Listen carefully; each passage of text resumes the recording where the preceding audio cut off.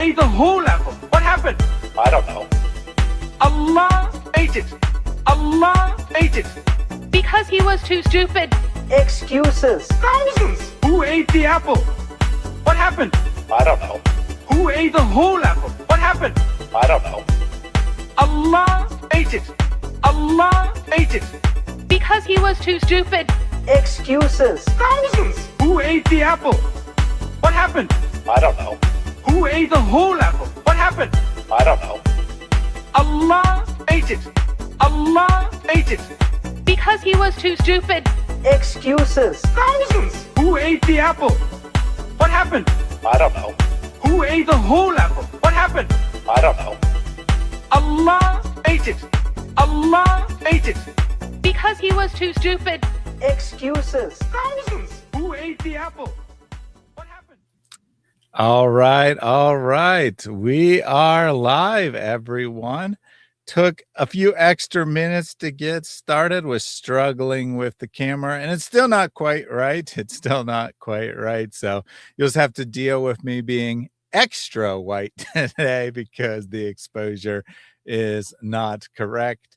Stephen said the camera is because you worship Ezra. Allah is punishing you. Yes, I indeed worship Ezra, as do all Jews. Not that I am a Jew, but as do all Jews, of course. We all know this to be the case. In any case, welcome back to Reason Answers, everyone. Your home for the crackhead clown individuals. Today, we're going to be talking about everyone's favorite defender of child marriage, Daniel Haqiqatjou, although we're not going to be talking about child marriage today, nor are we going to be talking about cousin marriage, which he also loves to defend. But we, in fact, are going to be talking about Tawhid, the Muslim understanding of who Allah is. Farid responds, has some issues with Daniel on a variety of things, but on this topic included. He has a variety of issues with Daniel. He's been highly critical of him recently, but focusing primarily on Daniel's understanding of who Allah is. The two have some disagreement there. They both say that the other view is stupid, that the other view paints a ridiculous picture of God, potentially even takes you into polytheism. And of course, they are both correct. Both of their views of what God is are really dumb. But they need to see that all Islamic views of God are really dumb and come to the truth. Of course, we're joined by Mary today. She has some scary intellectual abilities to pour through massive. Oh, when I pulled up the comment, it stopped the intro there, but all good. Welcome, Mary. Hello. Amounts of sources and then when it would have ended and taken it off, I've tried to put there it back. There we go. so now we're good. I knew that was going to happen, but there's nothing I could do to stop it, so I had to just wait. Well, I have almost finished my my presentation on why everyone is getting sex wrong, especially in it's become extremely obvious in the accusations against David that a lot of people who identify themselves as Christians are thinking about sex and sexual encounters and sexual misconduct in completely insane and incoherent ways.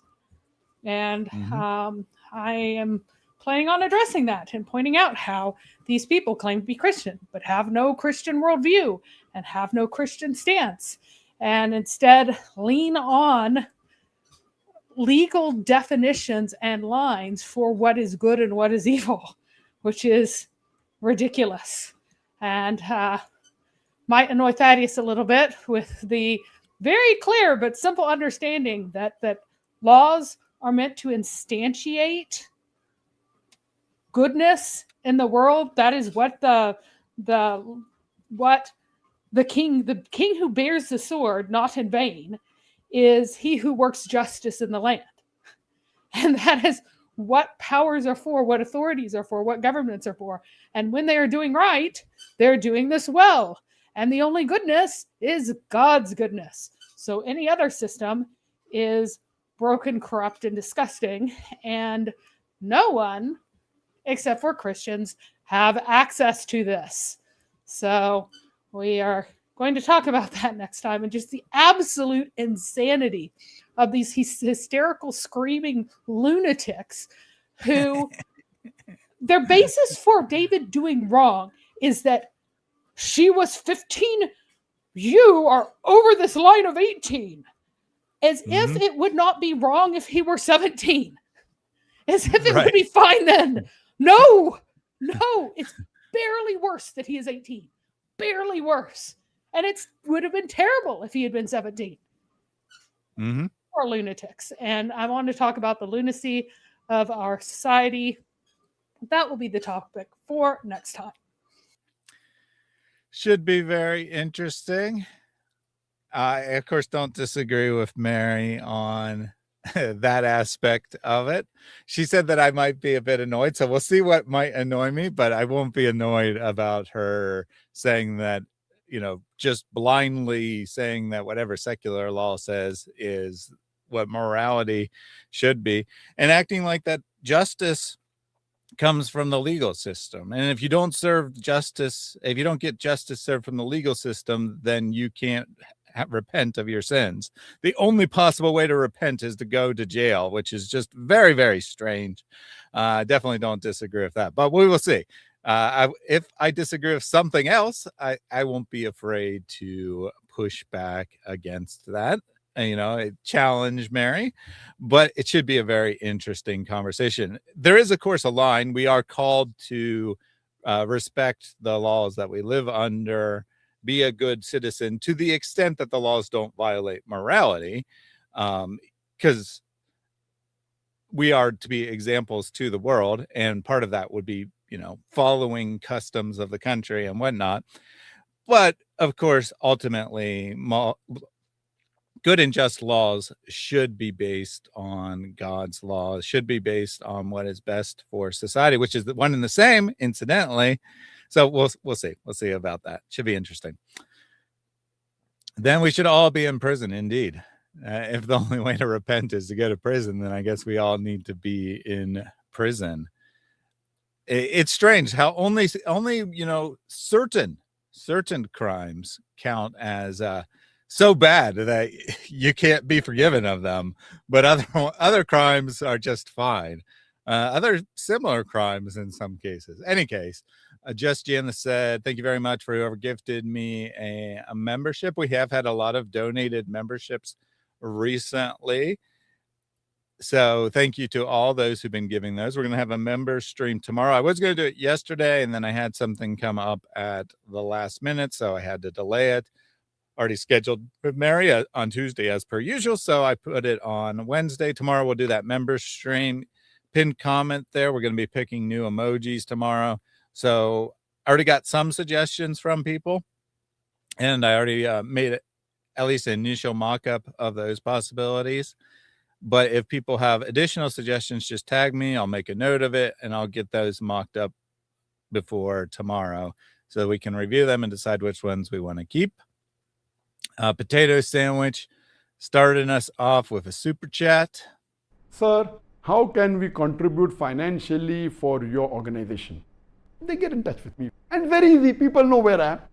And once they get in touch with me to contribute without causing problem, to contribute in big amounts. And many people call me for lunch and for dinner and for meal, and for every meal they give big amounts, alhamdulillah. So those who really want to contribute, they come and meet me. You can come meet Zakanak if you want to donate big amounts. Potato Sandwich says, Allah ate it, answering the opening question there of who ate the emojis. I saw the comment that just came in. Who ate the apple? We don't have an apple emoji because we don't really need one. There's already existing apple emojis, of course. Potato Sandwich also triggering the apple there at the start. So today, as I said, we're going to be talking about this.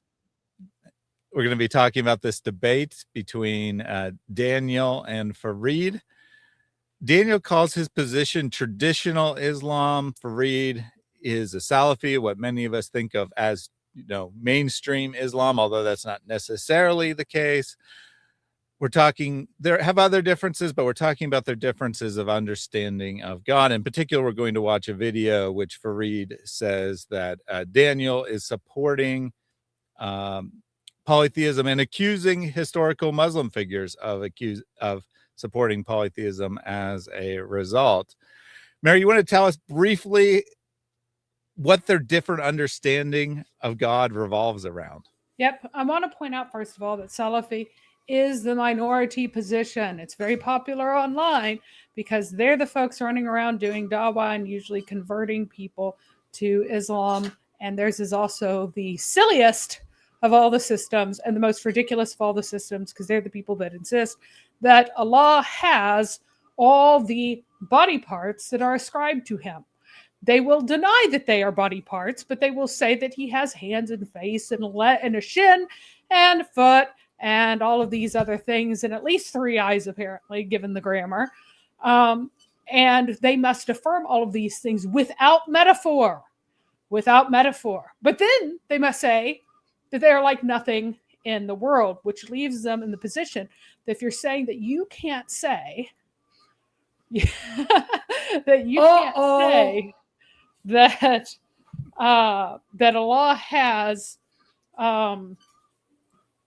that you can't say anything about Allah's hand because it's like nothing on earth, then why are you calling it a hand? If you can't say anything about Allah's foot because it's like nothing on earth, why are you calling it a foot? But it gets worse, because if you're saying that it is completely unlike anything, then you can't say of Allah that when you say that he has knowledge in any kind of way that is comprehensible to us. So what he has, when we say the word knowledge isn't knowledge that human beings have any comprehension of.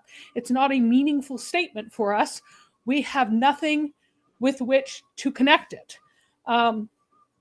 The other thing that they claim they have is 99 names, but it's really everything that he is described as being in the Quran or the Hadith, which ends up being like 200 and something odd names. So anytime it says that he's the wise, powerful over all, that he's the knowing, that he's the seeing, that he's the creator, that he's the merciful, all of those, each of those are ascribed to him as ontologically distinct. So they're different parts of him, and Allah is made up of parts. One part of him is his hands, one part of him is his knowledge, and everything else, and all that together makes Voltron Allah. Mm-hmm. The other main branch of Sunni Islam is the Ash'ari Maturidi branch. And they say he has 7 or 8 characteristics, of which the most salient for me are the fact that he's seeing, knowing, and hearing. And I find this extraordinarily amusing because these are all distinct. So Allah's seeing is not his hearing is not his knowing, and his knowing is not his seeing. And so this means that Allah has sensory perception that is different than knowledge. And so he's dependent on light. But they have the same problem of Allah being made up of parts, but they restrict it to 7 to 8 parts, and those parts being independent of one another. So they have all the same problems of a Voltron God, but they get away from the problems of these words no longer having any meaning. So the Ash'ari and Maturidi are able to escape the idea that seeing doesn't mean seeing, can't mean seeing at all, because you can't compare him to anything in the world. And so they're a little bit less nonsensical, but they still have a Voltron God, and they still have a God who has sensory perception for some insane reason. So those are the 2 major systems in Sunni Islam. Excellent. So we did have a couple comments. Over 700 names of God in the Bible. 99 amateurs. Yeah, well, they know that Allah has 99 names, but they have no idea what they are because it's explicitly said that Allah has 99 names, but also he has way more than 99 names, as Mary said, 212 perhaps. I've heard that number before, but you might get a little bit different count depending on who you ask. And to clarify, Salafis will say that, oh, we're the true real Muslims. We're the real ones. They're not more strict, and they're not more true, and they're not more like they are more like earlier Muslims in that they affirm that Allah has hands. But the earliest Muslims thought he was like a big human being in the sky. So there's nobody, excuse me, there's nobody who has the actual beliefs of early Muslims. But they kind of pretend that they do. So they often have aspects of what they promote that is stricter than things that other people do, so they can be stricter. They are associated with being serious about following the companions and stuff like that, but they are really just their own different group, and they follow their own traditions that they pretend are like what Muhammad taught, but really wasn't. Most of the terrorist groups do tend to be more associated with them, because when you get into the sources, you tend to have a really hard time rejecting Allah's hands and his foot and all of these things completely. So you tend to go into Salafism if you're taking the early sources seriously and trying to remain somewhat coherent, as Muhammad was not. But they are just, I say Salafi, their creed is actually Athari, but Athari sounds so much like Ashari that confuses everyone. They forget which one I'm talking about, so I usually just say Salafi. And other people don't like calling them Salafi because Salafi implies that they actually are like the first generations, which they aren't. And they like to call them Wahhabi or something else like that. They like to call themselves the Ahl al-Sunnah, the people of the Sunnah. We're the ones who really follow Muhammad, unlike the rest of you. So, well, as we know, Islam breaks into 73 sects, and only one of those is the real one. And then, of course, the question is, well, which one's the real one? And then Muhammad says, well, the one that follows the Sunnah. So, of course, everyone's going to claim that. Everyone's going to claim to be the correct group. So completely and totally unhelpful for sure from Muhammad there. But just to clarify, they are, a branch of Sunnism. They are Sunnis in the broad categorization, but and all these groups that Mary's talking about are, right? There are people who are not Sunnis, of course, but that's not what Mary's talking about. Within Sunnism, there are different creeds, different views of God. Just like within Christianity, you got different divisions, and within Sunnism, you got different divisions as well. As far as like who is the true Muslim or who is the true group that's following exactly what Muhammad believed, that's probably no one, since, as Mary said, Muhammad believed that Allah was a giant man in the sky. And I haven't met any Muslims who hold that view. So basically no one is actually completely following what Muhammad believed. And to clarify, the Wahhabi movement is very heavily associated with Salafism. The Wahhabis all consider themselves to be Salafi. Not all Salafi would consider themselves to be Wahhabi, but they are all Salafi, and all Wahhabi are the Athari, and think that Allah has hands, but you can't say that they're like our hands. So then you can't say anything meaningful about his knowledge. All right. Yeah. They can see the errors in each other's theology pretty well, but they can't see the errors in their own theology. It's ridiculous to say Allah has literal hands that you just can't say what they are, says Daniel. And Farid's like, no, you're wrong. That makes perfect sense. Your view is ridiculous. When, of course, both views are ridiculous. They both have the same fatal flaw in that they divide Allah into parts. They just disagree over what those parts are. You know, your view is ridiculous. You don't affirm that Allah has 90, or I mean, has physical body parts. You only affirm that he has attributes. You're a heretic. Very, very funny stuff. In a sense, it's not funny because, of course, ultimately all these people are deceived and on their way to hell if they don't repent. And of course, we also have Jake, the expert on these topics, saying that Allah has many ontologies. Well, I guess he is correct. In all Sunni Islam, Allah has multiple ontologies. Mhm. And Salafism and Authorism, he has many ontologies. He's made of many different stuffs that are different. And the Ash'ari and Maturidi, he's made of 7 or 8 different stuffs. He is made of a lot of stuffs. Yeah, so I guess Jake didn't technically affirm 99 specifically, because he says, well, there's 99 names, but he has, lots of attributes. It's not exactly 99. So, but he is saying that every attribute, and there are probably more than 99, in fact, is what he's saying, is a distinct ontology or a distinct existence, if you want to use a less technical term, that Allah is, in fact, many different beings. Okay.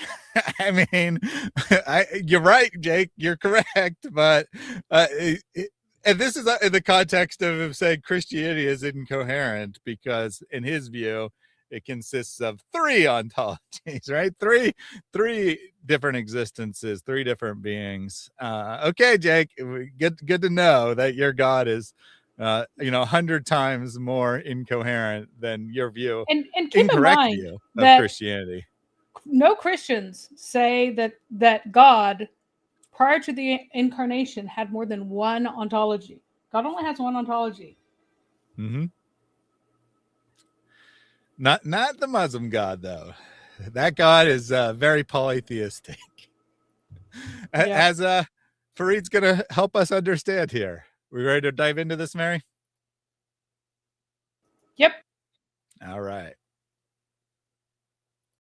Against a Muslim or someone who's considered to be a Muslim. A lot of you guys in the comments say, Farid, you should be focusing on the kuffar. The thing is, guys, there are hundreds of videos on my channel where I'm focusing on the kuffar. And if it really concerns you so much, then you can reach out to any one of the other tens of du'at out there and ask them to make reaction videos or responses to specific shubuhat or specific kuffar. Unfortunately, So I agree with Farid here. I'm gonna stand up for Farid here for a bit. I think that he is actually not a grifter at all. He actually, I don't know why, right? It's a little hard for me to understand why, but he does actually legitimately believe in Islam. He actually thinks he's doing good. And as such, he's willing to call out people with bad theology. And of course, Mary and I have done that recently. We've called out people with incorrect views on the historicity of Muhammad, for example. And we've taken a lot of criticism for that. But I think that, honest people should be willing to point out errors in people in their own side. It's not just a game, right? This is about truth. So I actually salute Farid for this, at least. Don't want to even touch Haqiqatjou because of how vile and how vicious he can be against people that he has theological differences with. He will accuse every other person that calls him out of being an agent or tied to some sort of terrorist organization. Anyhow, most of the du'at... Yeah, he does that all the time. Does that sound a bit familiar to someone else? At least I am being highly critical of, saying that anyone who is against him is an agent of Satan in his case. Very interesting parallels here. But again, Farid, he's obviously very mistaken, right? He obviously is very wrong for believing in Islam, but I at least give him credit for not being a hypocrite and not being a total grifter and a scum like Daniel, in that he's actually willing to say you're wrong about this. Don't want to deal with this. I'm willing to, so please don't stop me from doing what needs to be done. Now, in this specific video, I'm dealing with Haqiqatjou's accusation against major ulama from Ahl Sunnah.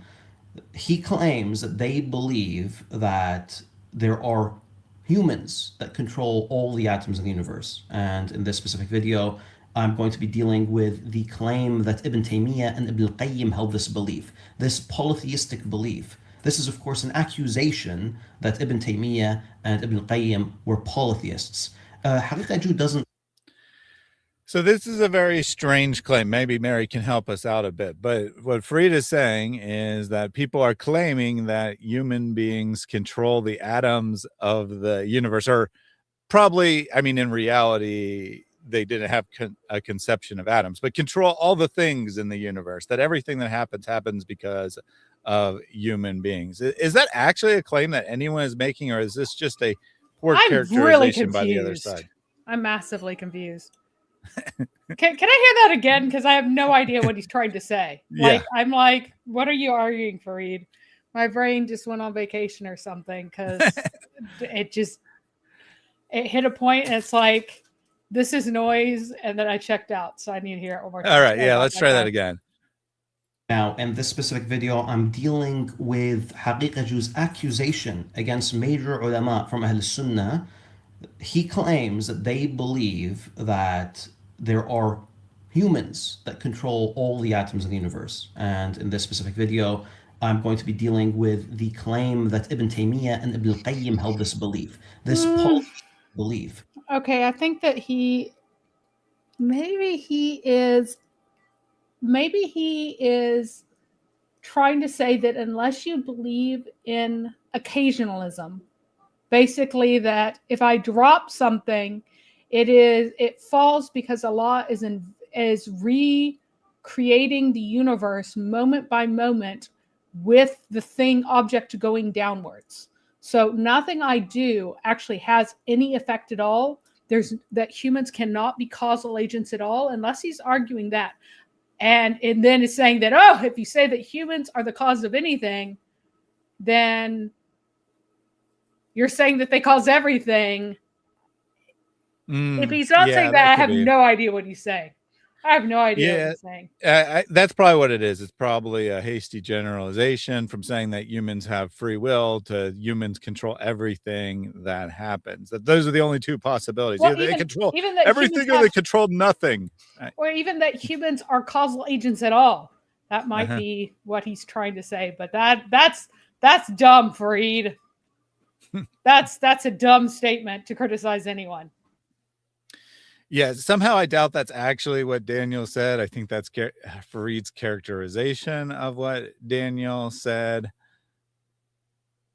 And I think that's, a very much a straw man. I seriously doubt that's what Daniel was saying.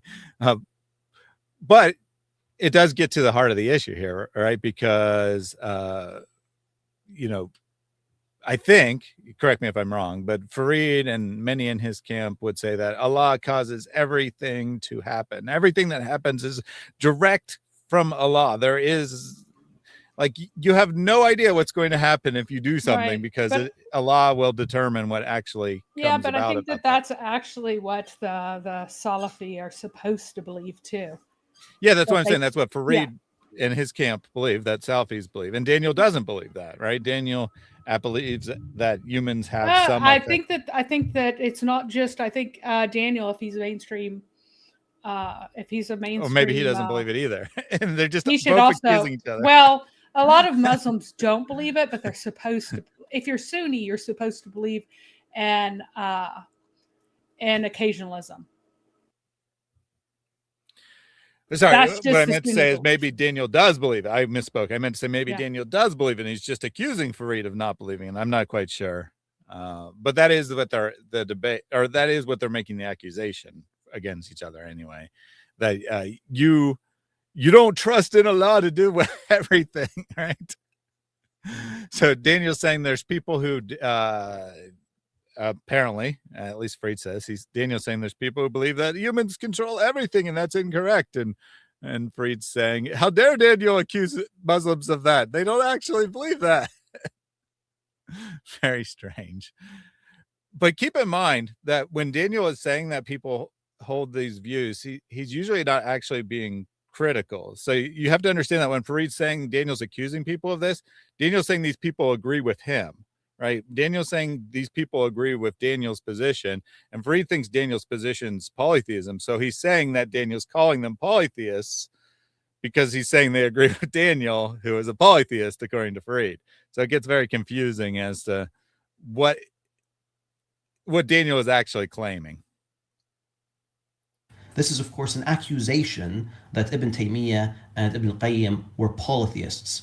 Haqiqatjou doesn't claim that they're polytheists. However, he's ascribing this belief, which is a polytheistic belief, to them. Now, Haqiqatjou pretends like this form of polytheism is only considered to be polytheism in the eyes of Wahhabis and extreme people like myself. And he has actually agreed to debate me on this subject, and the next video, inshallah, will be dealing with that specific topic. What a wild accusation! If you think that there's cause and effect, that there are subsidiary causes, right? Not that if you think that God is the unmoved mover, but there are other causes and effects in the universe, you're a polytheist. So if you think that the wind knocked a leaf off of something, you are a polytheist. If you think that your weight caused the old leg of the bed to break and knock you on the ground, you're a polytheist. This seems to be the argument here, and it's insane, that when a dog clamped onto you, the fact that you bled and had pain was because the dog bit you and not Allah caused holes to appear in you. You're a polytheist. That's impressive. That's impressively stupid. If this is what he is actually arguing, good job. You are a very good occasionalist, but you are exposing how incredibly stupid occasionalism is. Indeed. Clyde says Paul atheist as opposed to Peter atheist. No, but good pun there for sure.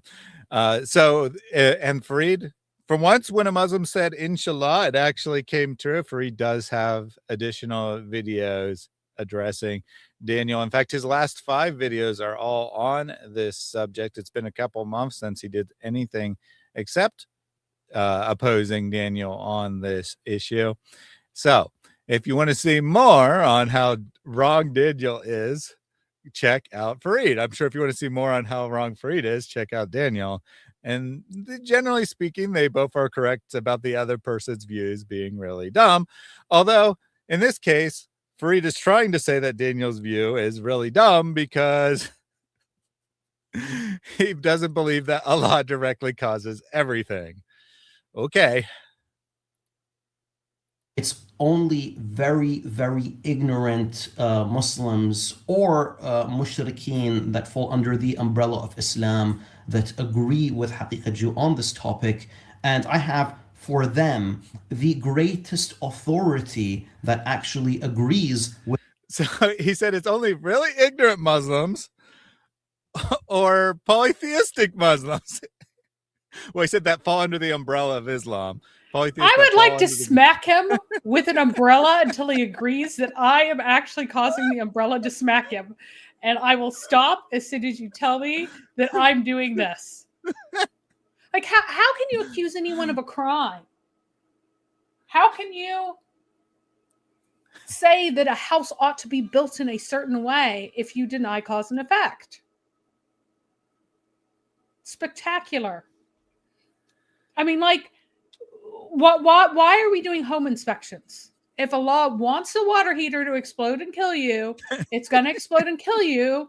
And there's no relief valve or expansion tank that's going to stop it. Why are you pretending that you can affect the future by putting an expansion tank on your water heater? Why do you care? Why are you worried about whether or not gas is leaking into your home? If Allah wants it to leak, it will leak. It's not leaking because there's a hole in the pipe. Yeah. He can't live like this. He doesn't live like this. It's insanity. So I'm not quite sure what people are arguing about in the chat. I missed the original context. They're fighting about Calvinism. Let's not fight about guys, Calvinism. Get on topic, today. please. Let's not fight about Calvinism today. We are discussing the Islamic view of God. We're discussing Tawhid. We're discussing this important issue. I don't really care about your debate, inter-Christian debates. You take those somewhere else. Stay on topic, please. And if you call that limiting free speech, then I'm limiting your free speech, but I'm not really, because you can go give that speech wherever you want. I don't have to, you having free speech doesn't mean I have to listen to everything you say. It just means you have the right to say it. And if you can insist on being distracting and being off topic and not hearing how Islam is incoherent, then you will be shown the door and you can go somewhere else. The Wahhabi view, and that is none other than Haqiqatjou himself. He says whoever believes that a created entity has power over all atoms and can answer the requests of anyone in the universe has fallen into major kufr and shirk. Damn, bro, I thought it was only the Wahhabi.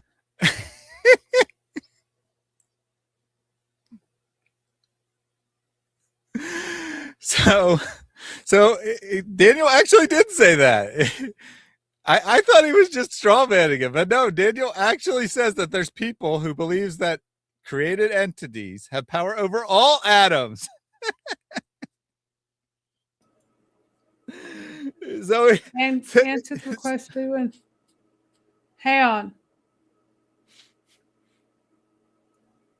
So he says they have fallen into major kufr and shirk. Yeah, that's exactly what exactly Farid said. He said that Farid says that Daniel says there are Muslims who believe that all the atoms in the universe are controlled by human beings, which is actually what Daniel's saying. He's not saying he's one of them, of course. Yeah. And he certainly probably isn't saying that Ibn Taymiyyah is one of them. But he actually does say that. So I thought that Farid was just strawmanning him, but apparently that's actually his position. Maybe he is talking about people who are doing dua at Muhammad's grave. Maybe. And other places. Yeah, maybe he's talking about that. Maybe this is about appealing to Muhammad. But the thing is, every time you guys say peace be upon you, or peace and prayers be upon you, O Muhammad, you are saying that of Muhammad so that Muhammad sends prayers over you and then you'll be saved. So, I don't know. Yeah, if that is the context of the debate, I probably should have done more research and figured. Yeah, I'm just depending on you here. So I'm freewheeling. Sorry. So this is my fault. I thought that Mary was more familiar with this than I was, and I was relying on her. But I don't know what this particular conversation is. If we have the specifics of the conversation, but I don't know what started this. If it is indeed about Muhammad, now it might not be. My understanding, and I haven't seen everything, but my understanding was that it was just about the nature of God. But if it was about Muhammad, then Daniel is correct that people who are saying that Muhammad is controlling the universe effectively, not in their words, but effectively, that they are committing shirk. I suspect that he's not saying that. At least from what I saw, that's not what he's saying. which means they're both blind to the fact that But- Muslims are elevating Muhammad to this position. But Farid was saying that Daniel is claiming that humans could have this control. Now I'm massively confused. Yeah. So either way, Daniel and Farid agree that no created being, at least with their words, agree that no created being has power over all atoms in the universe. Great. All right. Let's see what else Daniel says, or if Farid actually goes into any more than just power this over one all line. atoms and can answer the requests of anyone in the universe has fallen into major kufr and shirk. Damn, bro, I thought it was only the Wahhabis that believed in Tawhid. Apparently, just a year ago, you were upon this extreme view that believing in multiple deities is something that falls under polytheism. On this video, once again, Wait, what? Farid, you're so confusing. Isn't believing in multiple deities the definition of polytheism? Farid is I think currently, hang on. So Farid is currently accusing Daniel of saying that humans can control the atoms in the universe. Except he said he doesn't believe that. No, he's saying that a year ago he claimed he didn't believe it, but today he does believe it. He hasn't given us any information that shows that he does believe it. He has been accusing Daniel from the beginning of believing that there are humans that control the atoms in the universe, and only Salafis don't believe this. But then he's clipping this time whenever he said it isn't true to say he used to not believe this, but now he definitely does. He hasn't given any excerpt from Daniel for the context of Daniel supposedly saying that a created being can control all the atoms in the universe. He's just accusing him of this.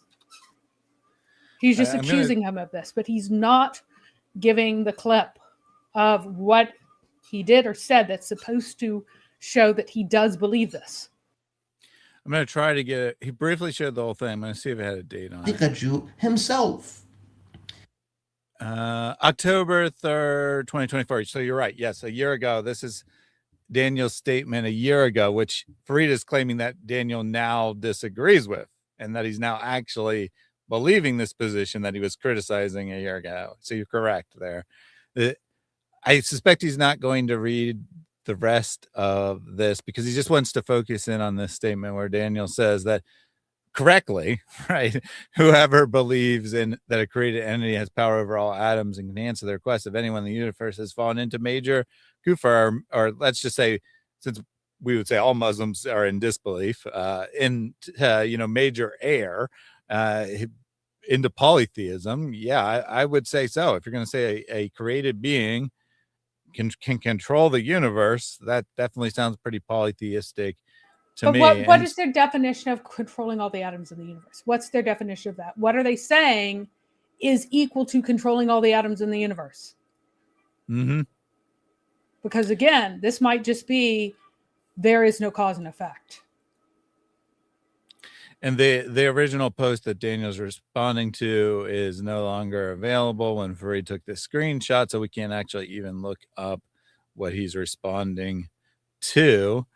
But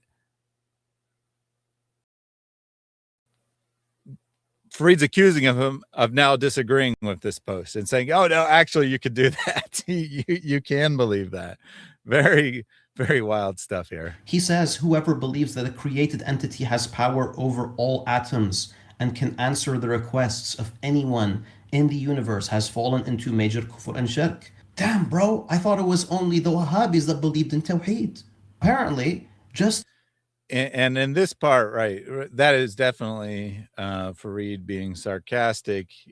He is not disagreeing with the definition of polytheism, but he's like saying, sarcastically, I thought only Wahhabis believed this or whatever, right? When Daniel said that he believed it a year ago, I would think Daniel probably still agrees with that statement, at least. I don't know. If he's saying that human beings can control all the atoms, then he's definitely, as Farid says, in polytheism, but I'm pretty sure that's a mischaracterization of Daniel.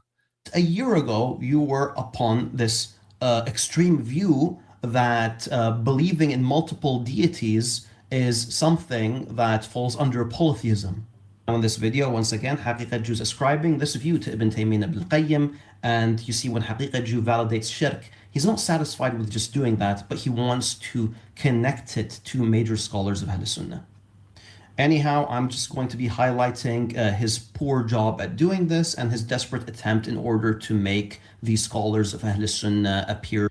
So we're finally going to get into 3 minutes in the video, and he basically hasn't said anything yet. He's just accused Daniel of polytheism without any evidence whatsoever. I think he's going to get into the specifics now. So let's see. To be mushrikeen.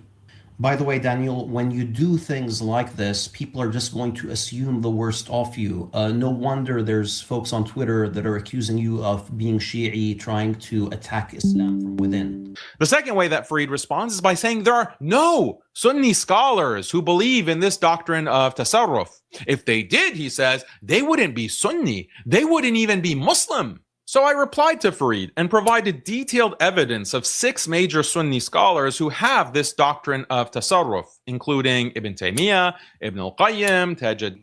The first thing that we all have to... So what is tasarruf, Mary? I think that it is, I think here it's Sufism, the Sufism meaning. Give me a moment. Okay. This might be they might be fighting over whether or not Sufis ought to be set on fire. Let me go back here. I think it was in this. No, it's not. Give me a moment. I talk to Sufis sometimes, but not super commonly. Another thing about Wahhabis is that they hate the Sufis and kind of want to set them on fire. And honestly, so did Ibn Taymiyyah. So if he says that Ibn Taymiyyah is cool with this, not as likely, because Ibn Taymiyyah is the first lighting Sufis on fire guy. So let me read up on this. Give me a moment. Yep. So Mary will figure out what the heck he's talking about. But Daniel, give me a little bit more heads up. Sorry. This is my bad. It is a Sufi term, but I don't think that's probably the way they're using it.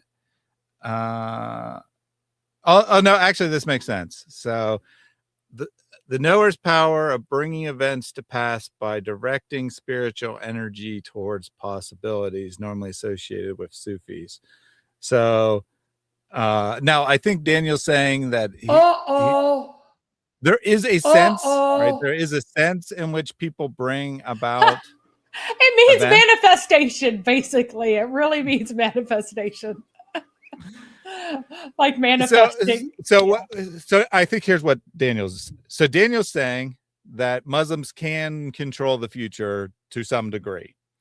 And Farid is saying, well, that's a mystical Sufi belief of, like, you know, getting your chakra together and controlling your destiny type deal. And Daniel's view isn't that exactly. So Farid is trying to make it so Daniel says humans can control everything, where Daniel's actually just saying, no, it's Muslim, has been a historical Muslim view that Muslims can control something about their lives. And Farid's like, no, you can't control anything. It's either you control everything or nothing. So yeah, we didn't have all the terminology down, but it does appear that Daniel says you have some sort of free will. Farid says you have none. No. It's not free will. It has nothing to do with free will. It has to do with manifesting. It's Gnosticism. I mean, Islam has always been neck deep in Gnosticism, and it's the same thing as the Taoist masters who can supposedly go around teleporting. Well, yeah. So I mean, that's what the that's the way that Farid's using the term, and that's the way Sufis use the term. But I'm not sure that's the way Daniel's actually using. Yeah, the term. it's what Daniel is. Well, here's the thing: people keep asking Daniel to talk fear different people, and traditionally in Islam, there is a reticence against talk fearing everybody, because as soon as you talk fear people, then you're supposed to kill them, and they are a little bit hesitant to just start slaughtering everyone and declaring civil war on everyone because they haven't murdered everybody else yet. So, we should wait to kill all the Sufis until after we kill everybody else. So you can't say this is a heretical belief with distinction in Islam without entailing that you are also saying that you need to kill all of these people.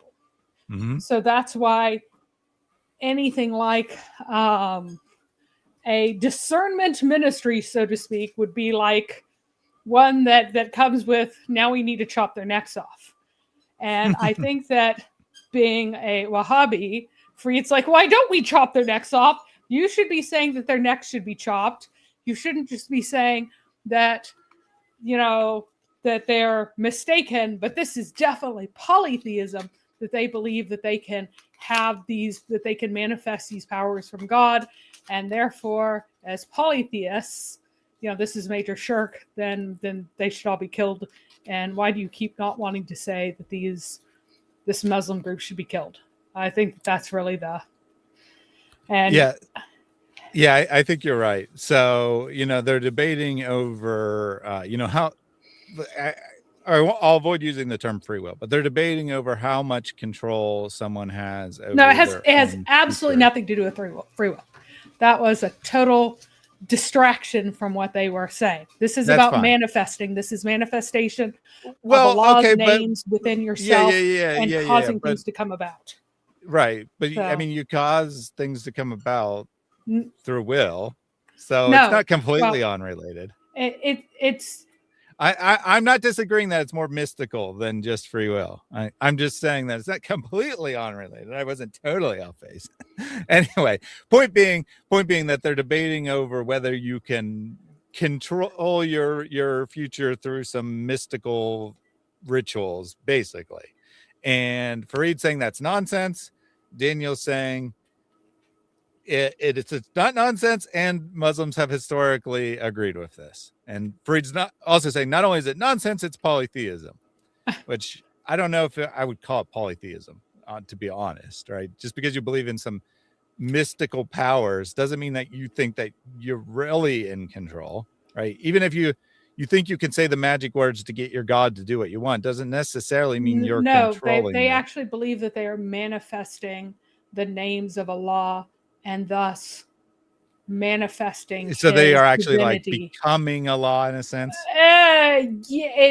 Given that Allah's names are part of his ontology, you're creating a hypostasis of Allah essentially in creation through your spiritual practice.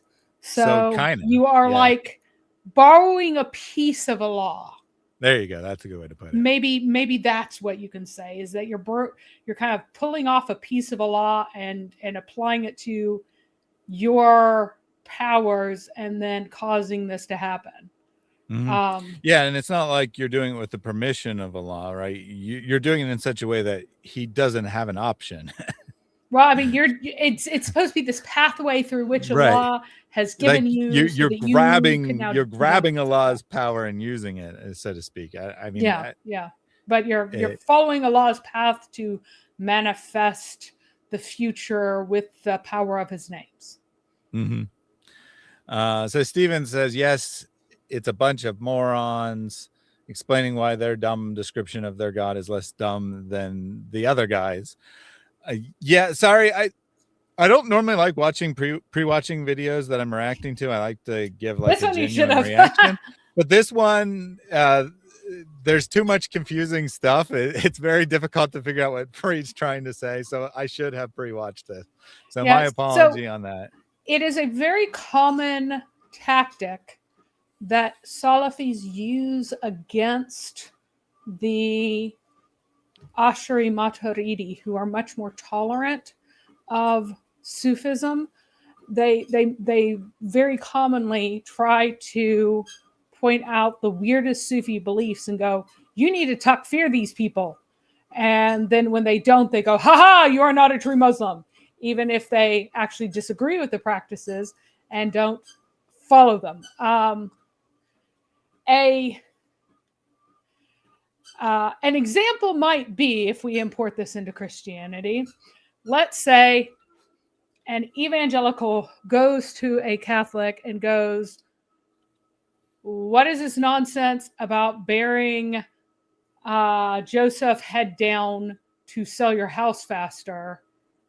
You must say that's obviously paganism, because it is. But now you must condemn all Catholics who have done this or thought of this or approve of this as being pagans, which means that now you need to consider them people that you're going to kill. Because again, just saying that this is heretical in an Islamic context means that these people should be killed. That's part of it. And if you don't say that the grandma who does this should be killed, then that's a big problem. But this is a massive part of Sufism. It's not some weird folk thing that some people do. It's central to Sufism, so that's not quite equivalent, but it's still somewhat parallel.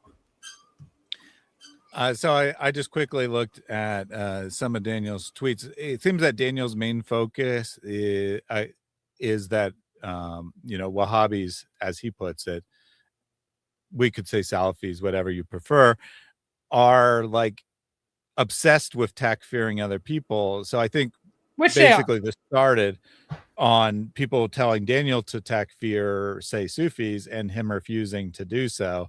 And I think that's kind of how this got started.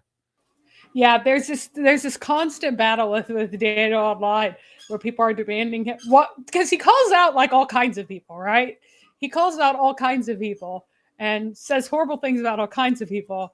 But then this whole takfiring the Sufis is something that he won't do. So I guess it would be one thing if he didn't like call various people that they're the tools of this group or that group or this other group, and they're just the tools of this, and they're not real Muslims and stuff.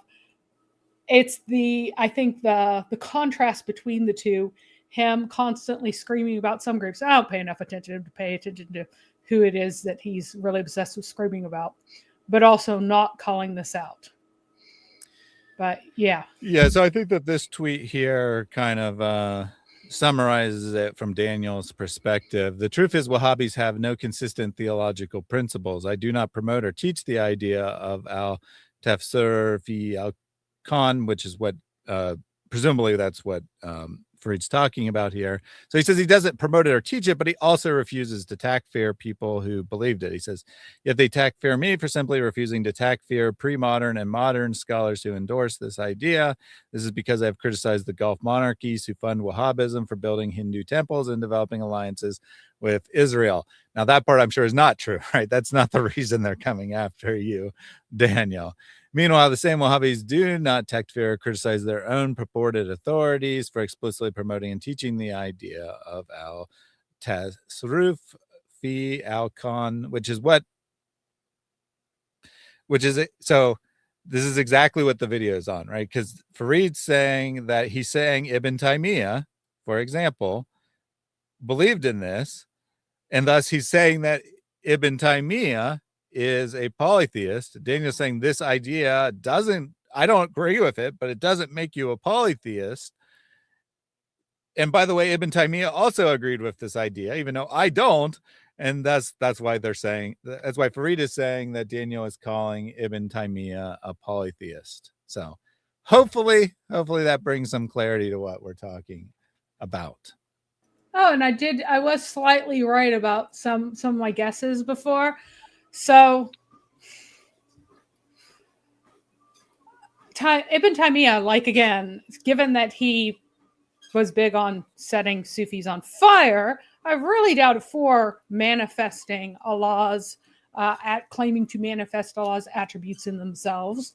I really doubted that this this attribution to him was correct. And basically what he said was that when you go to Muhammad's grave and do dua there, and see, that's why I was thinking about control over the universe. Why is he saying that Wahhabis would be okay with that? Because they say that you can go to Muhammad's grave, ask him for stuff there, and that Muhammad has been given control to grant prayers to some extent by Allah. And and so he says kind of Allah will answer the prayers of people who are spiritual is basically what, and give some sort of control over the universe to people who are spiritual through the answering of prayers, which is rather different than saying that you're manifesting Allah's attributes in yourself and taking control. Mm-hmm. So just to clarify for real, Allah here. So he says they're both telling each other to take beer. No, that's actually a different word. So takfir is to say someone is a kafir. Yep. So it's a a form of that. It's a verb form, right? A verb form of being a kafir. Form from the verb. Forget that. It's a declaration that someone is a kafir, but it's derived from the term kafir. I don't need to go into the grammar. That was silly of me. Whereas takbir is a term used to describe for the phrase Allahu Akbar. So when someone says takbir, it's asking someone to declare Allah is great, is the greatest or whatever, or the biggest really. But sounds very similar, but completely different terms. Yeah, this is deep into the Islamic weeds and very silly. And yeah, it's just the fight because he does he's constantly criticizing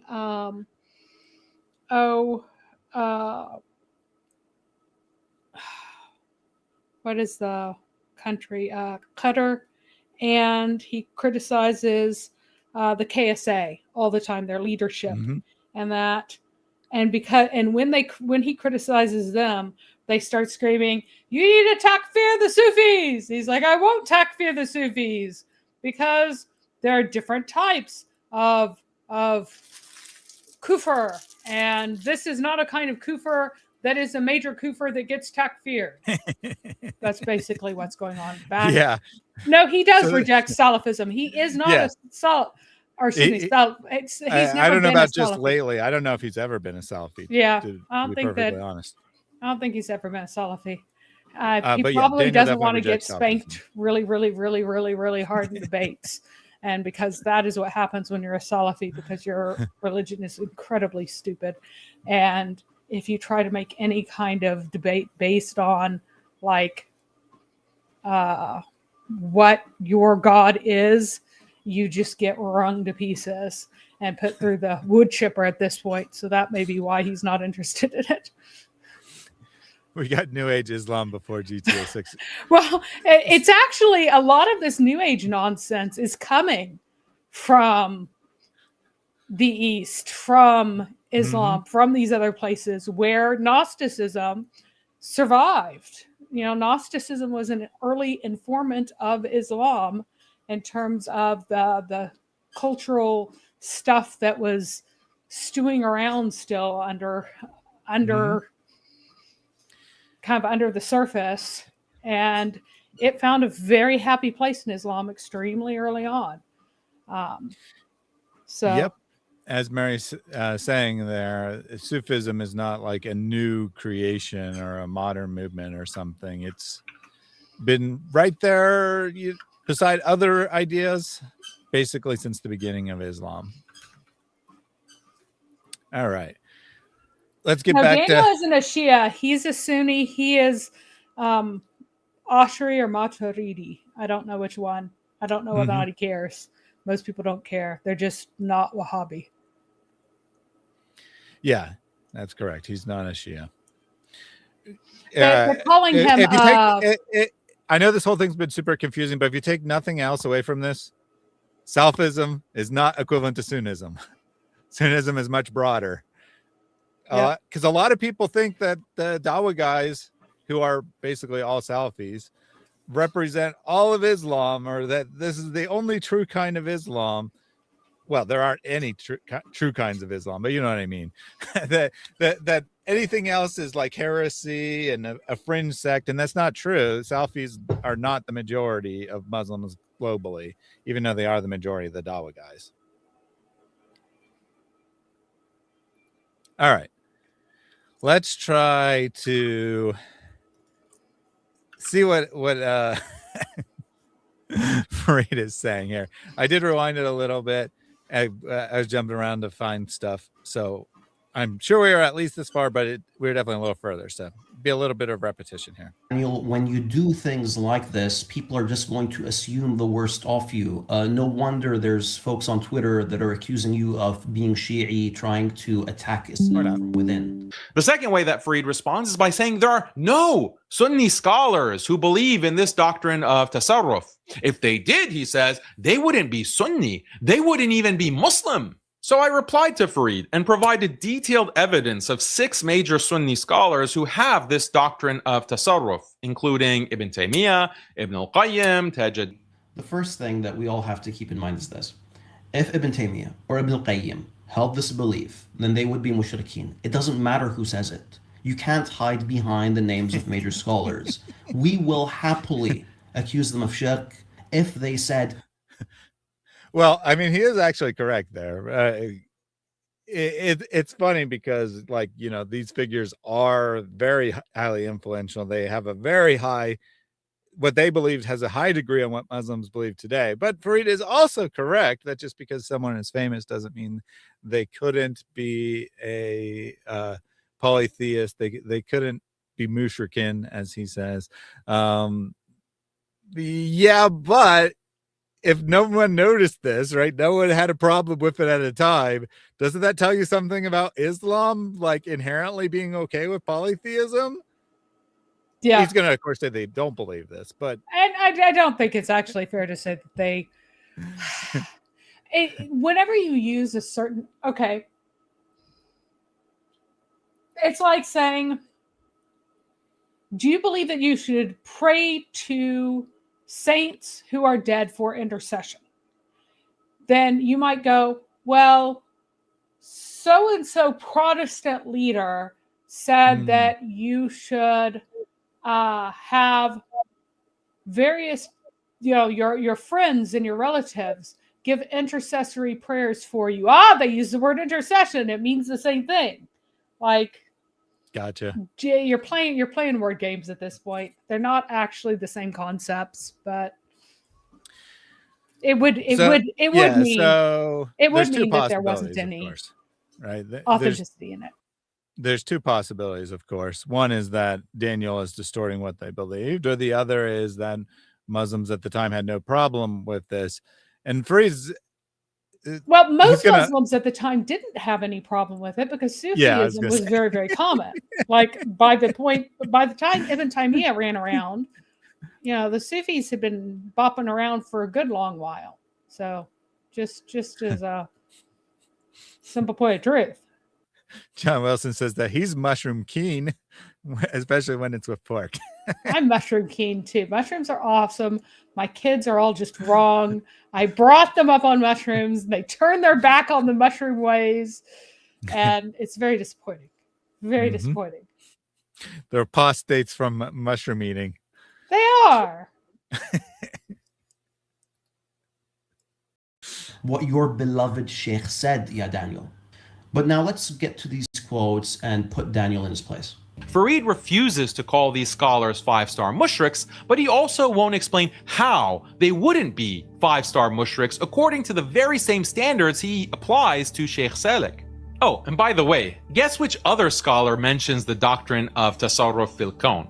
None other than Shaykh al-Islam Ibn Taymiyyah. According to the soundest opinion, reliance on him, just like supplicating him, according to the soundest opinion on that as well, is a means of obtaining benefits and repelling harms. For it imparts strength to the servant and gives him the ability to exercise some control over the universe. tasrif al-kawn. For this reason, it predominates among those endowed It's really with funny. Like, dude, he Whether is they- like the king of not getting context for anything. It's hilarious. He just read above it that this is about Allah answers prayers, and through prayers, through Allah's answering of prayers, you obtain the ability to exercise control over the universe. This means that through God answering prayers, that God answers prayers. God answers prayers is a very different concept than you can manifest the name of God in yourself, and then you causally exercise control over the universe. He's reading this. And he doesn't get it. He doesn't understand the difference. That's what I was gonna say. Like, okay, so he had to. I'm pretty sure that he's not just like saying what the translation control of the universe is. I think he's adding that that's in his opinion that is No, that is the translation. Oh, okay. Yeah. That is the literal words in Arabic. So he's playing the matching The literal word word game. Okay, right, gotcha. right. And Haqiqatjou does this all the time with everything. Absolutely everything. He's like, there's a word here. Let's ignore all the context. They said the word. The word is like it's amazing. I was just watching people. I know, right? I was just watching them making fun of him for finding the word 12 years old and the yes, that was great. Yeah. Whenever just beyond it says that she was 16 when she became pregnant. He's like, no, she's 12. She's 12 because the word 12 is here. He's doing the same thing. She was 12 at one point in the story, so she was definitely 12. I know, right? So he's doing the same thing here. Okay, so yeah, that's probably exactly what he did. He did a word search, right? And he found that word, and then he reads the whole context, and Mary's correct, right? Just like supplicating him. Right. So reliance on him, just like supplicating him, according to the soundest opinion on that as well, is a means of attaining benefits and repelling harm. So he first talks about how praying to Allah gives you benefits, and then relying on Allah, which is not the same thing as like doing some mystical ritual, right? It's just like putting your trust in Allah. So if you trust Allah and you pray to Allah, you get benefits from it. Okay, great. And then what Ibn Taymiyyah says is that, in some sense, this gives you control over the universe because your prayers matter, right? Your prayers do something. Your reliance on Allah does something. Yep. It doesn't mean that you control every atom in the universe or whatever. And then if you are a very spiritual person and you rely very heavily on Allah, then this is more likely to be a benefit that you enjoy. Yeah. So, obviously the wording is specific to Muslims here, but this is a perfectly reasonable thing to say, right? To any believer in God, or even believers in polytheism, that if you believe this, if you trust in your God, you'll get benefit from it. And Daniel's like acting like it's the same thing. adhere to the sacred law or not, and by it they exercise control over the universe and exert influence. يَتَصَرَّفُونَ وَيُؤَثِّرُونَ. Sometimes in a way that accords with the divine command, and sometimes in a way that opposes it. Now, admitted. Now, I will say that is rather silly there. I don't think that God, the true God anyway, is going to to grant prayer requests that are in opposition to his will. Yeah. But, but you keep in mind that the Allah has this dual will thing going on, right? Where he ordains things that he forbids. So it's probably related to that. Yeah, true. So he could grant either side of his will, because he also wills for people to disobey. So if you pray for something that's against him, he'll grant that as well. Anyway, that part is very strange. That part is very strange, and that part is massively heretical to anyone with the same view. But Muslims sanity. Yep. Now, Daniel's actually going to say, he said, granted. So I think he's actually going to say, granted, he's not actually supporting what the Sufis support, but we'll see. We'll see what he says. Ibn Taymiyyah is not talking about power over the whole universe. He's talking about power over limited parts of the universe, the kind of miraculous powers he mentioned in the earlier quotes we read from him. Now, where did I say that miracles and the supernatural are shirk? Look here, this is what your 5-star mushrik sheikh, your beloved sheikh, says. This is what he says. Yes, he is permitted. So just for clarification, this is the individual that Daniel mentioned there, the individual that he was told to takfir, that he refused to do so about, that prompted this specific back and forth. So let's see what he's saying here. Our mushrik sheikh, your beloved sheikh, says. This is what he says. Yes, he is permitted and entitled to do with the kingdom of Allah subhanahu wa ta'ala as he wills. Yeah. Okay, so as you've admitted, Ibn Taymiyyah himself does not hold the view that any human... Well, that was only like 2 seconds, so it's a little hard to say for sure that's what the guy was saying in context, but that one statement was that the person exerts control over the whole universe. Again, I don't know for sure that's what he's saying, but for sake of argument, that's what he is saying. And I think that Daniel isn't necessarily disagreeing about this individual either. He's just saying, look, I'm not takfiring him because other Muslims said something similar. And Farid saying it's not actually similar. And I have to agree with Farid. It's not actually similar to say that your prayers have some effect on the universe and to say you control the whole universe. Everything in Allah's power is open to you. They're not the same thing at all. Being controls all the atoms in the universe, as opposed to the view that your sheikh holds, the 5-star mushrik. So why would you even present this as evidence? Even your paid staff is going to know that you're messed up. And secondly, and more importantly, I'd like to highlight that the quote even refers to evil people, ones that don't adhere to the Sharia and oppose the commands of Allah Ta'ala. Ibn Taymiyyah refers to the people of states, the people of ahwal. There's 2 types. There's a hal rahmani and a hal shaytani. And these include the Sahara that deal with the jinn.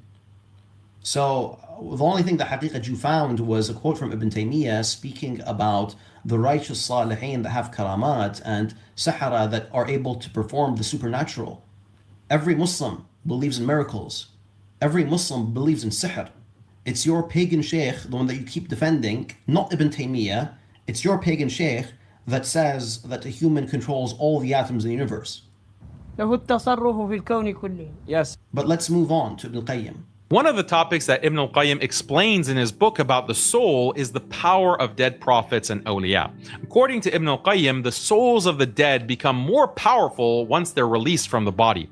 This allows them to perform many amazing acts like defeating entire armies.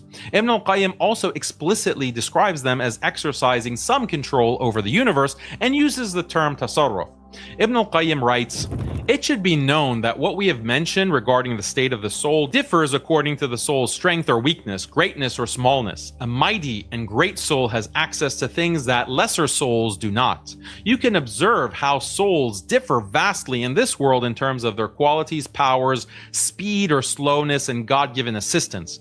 A soul that is freed from the captivity of the body and its attachments and constraints possesses a level of control over the universe, i.e. Pause right here. Yeah, I will pause right there. We'll see what Farid says here in a second. But I do have to agree with Daniel that this does sound awfully mystical. This does sound like awfully Gnostic-y. No matter what, all Islam has a lot of Gnostic-y stuff in it. No matter what. It just does. Because it is. It was steeped in it. It's steeped in paganism. You have special abilities granted to you for whenever you recite different verses. Like they're all magical They all have magical powers, right? So yeah, you got Gnostic-y stuff going on there. The idea that souls run around having different levels of power to do things, yeah, that's messed up, guys. And is that something that all Muslims agreed on historically? Yeah, because that's the kind of thing that Muhammad would have agreed on. So yeah, so there's a question about the guy's name. It's actually on your screen. Qayyim. Yeah, Ibn al-Qayyim. Qayyim. It's the ka in the back of your throat. So it's Qayyim, not so Qayyim, it's not a normal English Qayyim. sound. Yeah, but it's closer to a K than a C. Anyway. Yeah, most surahs are individual spells with individual powers whenever you use them. That's just what Muhammad taught. He taught you that you need to say this one to get this benefit, that one to get that benefit. It's a teaching from Muhammad. Yeah, orbs are especially appropriate today. We're reading about how your soul controls the universe. A cue of phlegm. Yeah, something like that. All right, let's see what Farid says, because he said, pause it right there. I'd like to point out that the word universe is not in the text, but this is an addition by Haqiqatjou in order to argue for his point. By the way, for fans of Haqiqatjou, yes, these things here are called brackets, which indicate that this isn't in the actual power. That's kind of funny because he didn't do that for the sum. Right. So it can mean that it isn't in the text, or it could be a clarification. Well, I mean, the clarification wouldn't be in the text, but it could also just be what the Arabic is, right? Which isn't the case here, but it was the case on that previous slide. I'm pretty sure he didn't object to God-given assistance, because that's clear from the context. Over the universe probably is actually an unjustified addition to the text there, because I think what he's saying is, over your body, over your circumstances, but that's not the same thing as the universe. And yes, the Quran is filled with brackets. I think that there's some sort of context there where Daniel didn't understand, or his fans didn't understand, more likely, that Farid was saying something about the Quran, and the brackets weren't actually part of the text.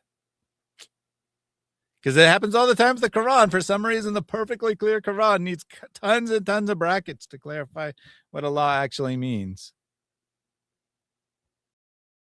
Daniel's making Quran sound reasonable, and that is already hard. Well, this isn't the Quran. I mean, this is a random, well, not a random, an important Islamic scholar, but nonetheless, it is certainly not the Quran. Effectiveness, ambition, and speed in ascending to Allah and clinging to Him that is not found in a lowly soul trapped in the bonds and the constraints of the body. Now, if this is the case while the soul is still within the body, then how much greater would its state be once it's freed from the body, its powers gathered, and it was originally a pure, exalted, and great soul? Sorry, and just so you know, this is like, of course, straight up Gnosticism. You have pre-made souls that are placed into bodies. You're hoping for nice, pure, lovely souls.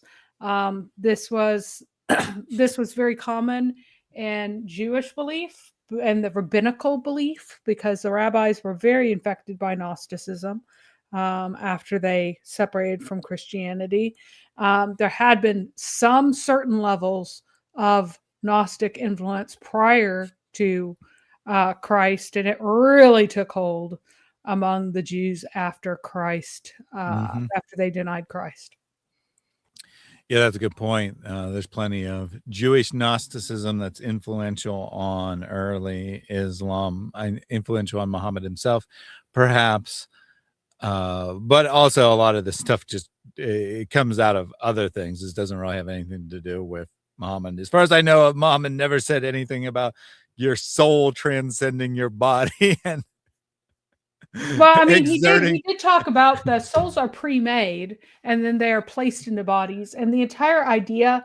So, in the context of the time, if you have these kind of pre-made souls that are good or evil or whatever, your soul is a certain thing, and that's placed into something that's lower, which is your body. Your body is like lower than the soul, and so it's like infected then. So it's constrained then, and then it gets freed at the end by getting rid of this body. And this is a kind of the basic Greek belief, Greco-Roman belief that gets pushed into rabbinical thoughts about souls, and also into Islam, because the corporeal is more corrupt and the spiritual is more refined, kind of thing. And it's an essential Greek belief, and it gets more it gets completely absorbed into Islam. So Ibn al-Qayyim here is saying that the high soul, the spiritual soul, the soul of like the super mystic or whatever, possesses a level of control, power, effectiveness, and ambition, and speed in ascending to Allah and clinging to him that is not found in the lowly soul, trapped in the bonds and the constraints of the body. That your soul transcends, can come out of your body and go up to Allah and tap into his power, blah, blah, blah, blah, blah. And then he says how so much more so when the soul is liberated from the body, presumably, i.e. when you die. Jack says moving particles effect behind text of Daniel is annoying. That is just the soul orbs coming out of the bodies of the mystical Muslims and ascending up to Allah. I don't know why that you have a problem with that. As Ibn al-Qayyim and Sam agree. Orbs are signs from God. Uh-oh. All right, let's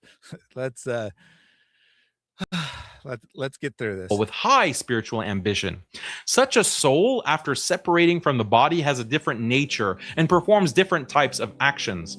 Visions have come in multiple, mutually corroborated accounts, tawatur, among people what souls can do after death. Actions with... I mean, I don't care what Farid says. This guy is quite nutty, but he's not out of the ordinary, right? He's actually well respected in Islam because Islam is inherently Gnostic, as Mary says.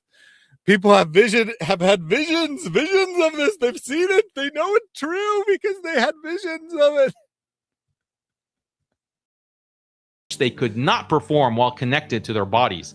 For example, great armies being defeated by one or two or a small number of souls. How often has the Prophet ﷺ been seen in a dream accompanied by Abu Bakr and Omar, with their souls defeating the armies of kufr and oppression, so that despite the large numbers and strength of the enemy forces, they're seen broken and vanquished, while the believers are few and weak. So get this. People have had dreams about what they wanted to believe, therefore it's true. Yep. And yes, Islamically remixed witchcraft. Yes, Islam is full of witchcraft. That's why you have to say certain things at certain times. You need to say, if Allah wills all the time, because otherwise bad things will happen. You need to recite things to keep the jinn from coming in. You need to step into the bathroom with the correct foot first. You need to do all of these things because, it's witchcraft. Islam is pagan witchcraft. So, of course, they're going to have stuff like this. They had a dream that one day all Muslims would dream about Muhammad.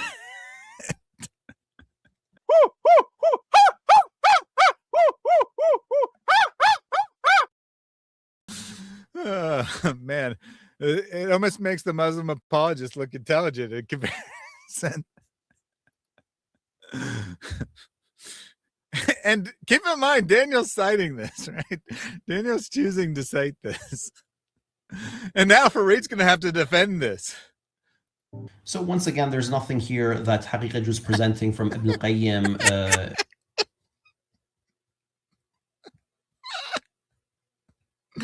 There's nothing here that I even need to comment on. It's just so obviously easily defensible.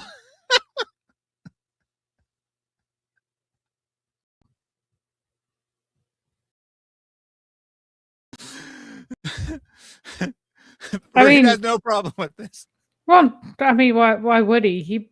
He believes that he needs to lick his fingers, or else the blessing might land on something else. I mean, yeah. I mean, I'm not necessarily surprised, but he's like, everyone knows this. What is there to defend? He wasn't talking about control of the universe. Daniel added those words. He was just talking about control of other things. That states or shows that he believes that the Prophet, peace be upon him, controls all the atoms in the universe, or Abu Bakr and Umar radiallahu anhuma. Now, Haqiqatjou, of course, admits this, but I want to focus on what Haqiqatjou is saying or attributing to Ibn Qayyim here before moving on to Haqiqatjou's main argument. Ibn Qayyim is speaking about the Prophet, peace be upon him, Abu Bakr and Umar radiallahu anhuma, defeating mushrikeen in a dream. Ibn Qayyim says that the dream becomes a reality when the Muslimin defeat the mushrikeen in battle. What he attributes to the Prophet, peace be upon him, Abu Bakr and Umar radiallahu anhuma, is a blessing. The Muslim victory is seen as a supernatural event because of two reasons. One is that it's actually dreamt by many people, and two, it's because the Muslims are a lot less in number. Yeah, Farid, you're not accurately representing what the guy said there. He's saying he didn't say many people in the same army had this dream. He said many people have at various times and places had this dream, and then it's come true. that they personally have been responsible for defeating a great army after having a dream that they and two other people would defeat this great army. That's the claim he's making. He's not making this more reasonable claim that they won a battle despite being slightly outnumbered. And that's not what he's claiming at all. What Haqiqatjou understood was that Ibn Qayyim is speaking about the Prophet, peace be upon him, Abu Bakr and Umar radiallahu anhuma, actually killing people in the dream world, and in the morning everyone's dead. However, the actual act of defeating the enemies is attributed to the Muslims because Ibn Qayyim is highlighting that the Muslims are less in number. So, okay, so what Dan, I'm going to take Farid for granted here, and that Daniel actually claimed that they woke up and found the army's dead, but that's not what he said at all. He said they had the dream and then it came true. Farid is diminishing it. Daniel is over exaggerating it. They're both getting it wrong. Yeah. This is just goofy. And notice that because this guy Qayyim's claim is so stupid, Farid has to try to make it less stupid. Daniel takes it and makes it even more stupid because he's trying to defend a modern person who said something incredibly stupid. Wow. And he points out that the opponents are broken and they're defeated. So no, it's not saying that all the opponents are dead in the morning. But let's actually get to the main point.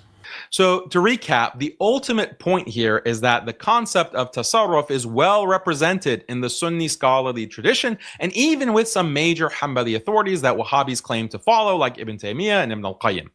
Yes, there is ikhtilaf on precisely how much control prophets and awliya exercise over the universe, but this is a matter of ijtihad, although no one believes that such control is total.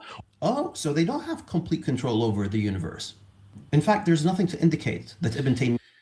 So what Daniel essentially is doing, he's doing kind of a slippery slope argument. He's saying, well, people say they have some control, so you can't really know where to draw the line.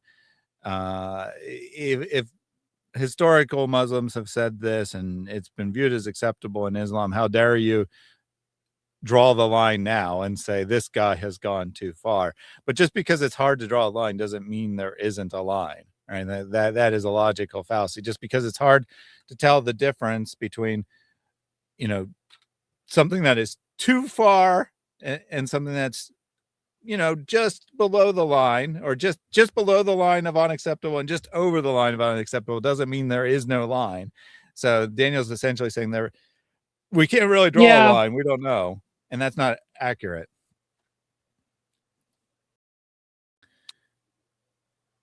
You just wanted to say, yeah, you didn't want to say anything else? It's just,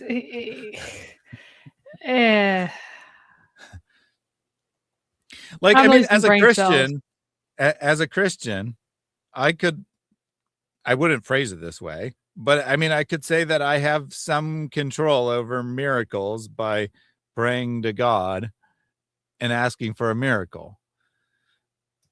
But that doesn't mean that that statement is equivalent to saying I can manifest miracles through my special powers that God has given me or whatever. Yeah, well, you also shouldn't say that I have control at all as a Christian in that way. That God gives people control over things because of their pure or whatever. Like, you shouldn't be saying that. No, I wouldn't say it that way. So let me say what I could say, right?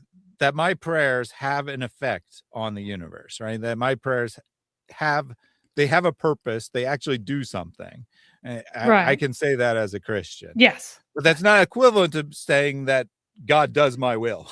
Now, right? It is true that, again, because the way that, like, the Quran itself is a big book of magic, right? You recite things and they have magical effects. You are given all of these things to repeat to have their magical effects.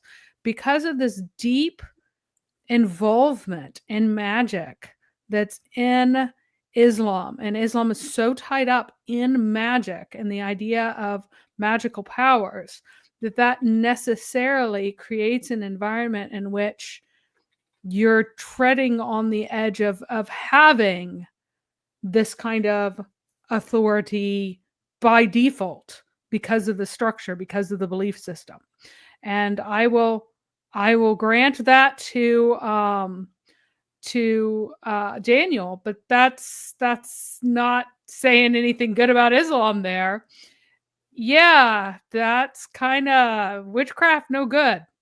I wouldn't say witchcraft is polytheism, but witchcraft no good. Islam witchcraft, Islam bad. So that's an issue. So there's a question about whether Farid has ever lived in an English-speaking country. I don't think Farid lives in the a Arabic-speaking country. I'm not quite sure where he lives. Do you know, Mary? I have no idea where he lives. Yeah, I don't know. So we don't know the answer to this question. Speaker, so.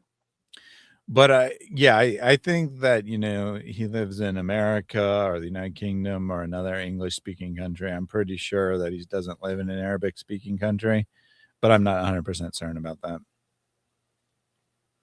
Yeah, or Ibn al-Qayyim believed that the Prophet, peace be upon him, or anyone has 50% control, or 20% control, or 1% control over the atoms of the universe.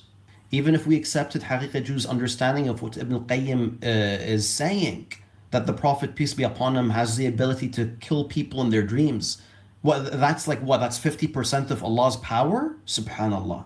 Bro, I actually have a video on my channel about the miracles of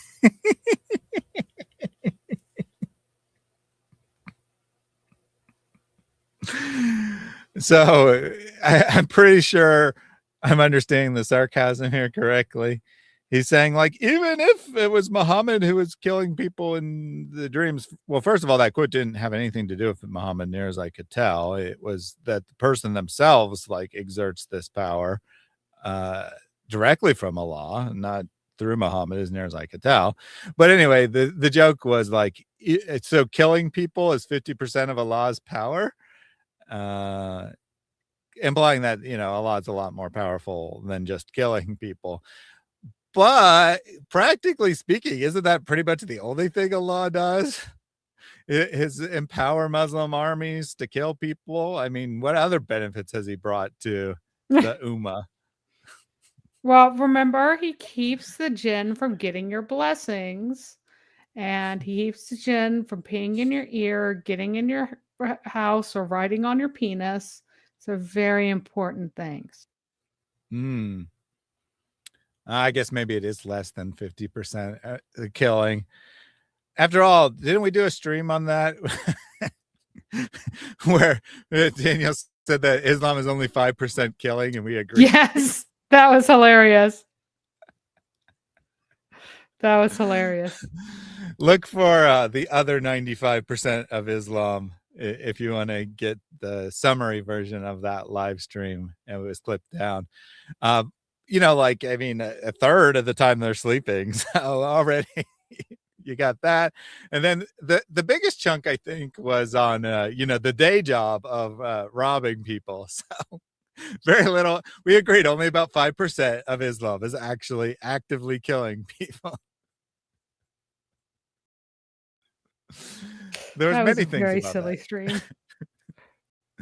It was good, though. It was good. Robert Spencer was part of that, and he called it a brilliant. He said that you, Mary, were making a brilliant argument. See, he should have known that I would be good in the debate, since he had already himself admitted that I make brilliant arguments about the other 95% of Islam. And then he forgot they'd ever been on my channel, and then I interviewed him, and then he forgot again they'd ever been on my channel. Yeah. Not memorable enough, I guess. Either one of us. So the stream name is something along the lines. Shoot, I forget who said it. Was it Daniel? I think it was Daniel who said that 95% or only 5% of Islam was killing people. So the stream name, if that's correct, that was actually Daniel. Is something like Daniel Haqiqatjou declares Islam is only, in quotes, 5% killing. If you just search for Daniel, you can probably find it that way. I'm pretty sure his name is in the title. I'll look it up, though, and post a link in a pinned comment after we're done as well. Rasulullah if Haqiqatjou finds out about that, then he's going to claim that I believe in al-wilayat takwiniyya, and I believe that humans control all the atoms of the universe. So, for example, when Sheikh Salik says that the Prophet ﷺ engages in tasarruf fil kawn, why does this make him a 5-star mushrik? But when Al-Haytami and Suyuti, or even Ibn Taymiyyah and Ibn al-Qayyim use the exact same phrase, that doesn't make them 5-star mushriks. Because it wasn't the exact same phrase, Daniel. He's using the exact words criteria in reverse. They said the same 3-word phrase as part of a sentence. Therefore, they mean the exact same thing when the context was completely and totally different. Which I'm sure is what Farid's going to. So it doesn't mean we are the bottom of the log. We are actually at the top of it. Very true. Thank you, Artemis, for that one. It's because your sheikh is literally saying that the Prophet, peace be upon him, controls everything. Yes. It's because... Oh, okay. So when he says to him, he does... In that context, it is Muhammad. That's why Farid keeps talking about Muhammad, even though none of these other quotes had anything to do with him. Because the guy who he wanted Daniel to takfir, that Daniel refused to takfir, said that Muhammad is in control of all the atoms of the universe. Sunnis would kind of agree with that too, by the way. Yeah. And I mean, the Shia would agree with that too. Excuse me. I'm noticing that Farid is also doing the same kind of thing as Daniel. He's saying that because other people, highly spiritual Muslims or whatever, don't control the whole universe. Therefore, these quotes mean Muhammad didn't as well, but Muhammad could be unique, right? Muhammad could be the only one who's granted this privilege. And even though Muslims who are saying the right words will say that Muhammad doesn't do these things, their actions and their doctrine imply otherwise. They'll deny it with their words. It's kind of like Allah's hands, right? They'll affirm Allah's words with his hands, and then they'll say, but we have no idea what that means. Well, they'll deny with their words that Muhammad controls things, does stuff for him, intercedes for him, whatever, while acting like he does.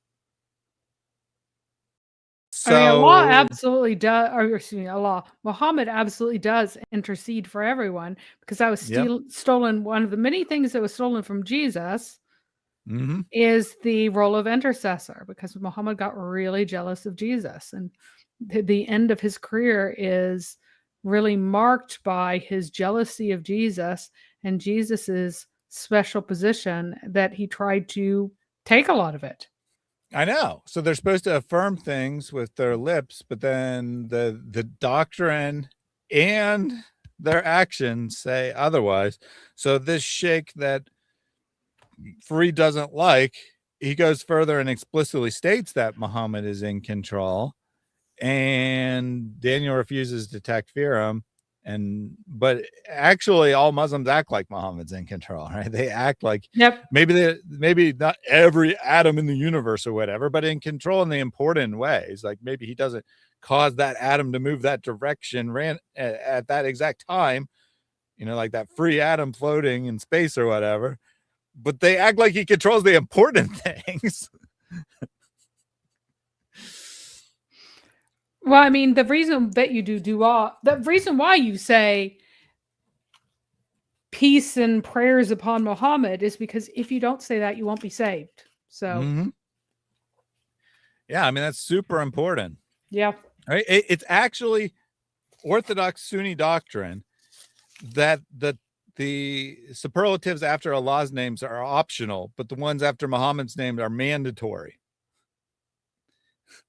Yep. So if you don't say the honorific things after saying Allah, well, you might not be being super spiritual. You might not be being ideal, but whatever. But if you forget to say it after Muhammad, if you forget to say peace be upon him after saying Muhammad, then you're in sin. You're in error. You're subject to judgment for that. And yet, it's just it's kufr. It's just wrong to go further and explicitly state it. This is shirk, literally, no exaggeration. Ibn al-Qayyim never said what you are attributing to them, as you yourself have admitted. And by the way, I pointed out that all Shia would say that. Haqiqatjou actually said that, the Shia would have the identical doctrine with different words, which is pretty funny. And Farid's partially correct, right? Daniel did distort them, but so is Farid. They're both distorting these figures because neither one wants to deal with what they actually said, because they don't actually agree with either one of them. I'll treat you like a shirk advocate. And boys, share this video, especially with fans of Haqiqatjou. Assalamu alaikum wa rahmatullahi wa barakatuh. And there is something about, so the Wahhabi tradition attempts to take Western logic and consistency and things like that and apply it to Islam where it can't work. And that's one of the reasons there is earlier Salafi movement before the Wahhabi movement. Ibn Taymiyyah was a very Eastern person. The modern one uses logic and reason and consistency in a way that has never been applied to Islamic theology or Islamic practice. And so you run into these problems where they really do try to make a new kind of religion with consistency that it just never had. It never had. It was never a logical religion. The Mu'tazilites tried to make it logical, and by doing so, they threw out most of what Muhammad taught. And then people were like, wait a second, we can't be Muslims if we actually don't believe anything he teaches. You Mu'tazilites, you're evil. You should all be set on fire and killed. And so then they were stuck with what Muhammad taught and trying to make some kind of system out of it. And they weren't able to make a system that makes any sense. And you're just stuck with it. And then the Wahhabis come around and they've been exposed through colonialism to Western ideas of consistency and logic and everything. And they're trying to forge out of Islam this sensible, logical, comprehensible system. And it just kind of falls apart. It falls apart. So if we're talking about stuff that Muhammad could do traditionally in Islamic theology, Muhammad could do anything. Allah has delegated all the powers over to him. So, and why? Because Muhammad was jealous of Jesus. Why does Jesus actually have power over everything? Because he's God. So yeah, it does end up being shirk because Muhammad was stealing the prerogatives that belong to God alone.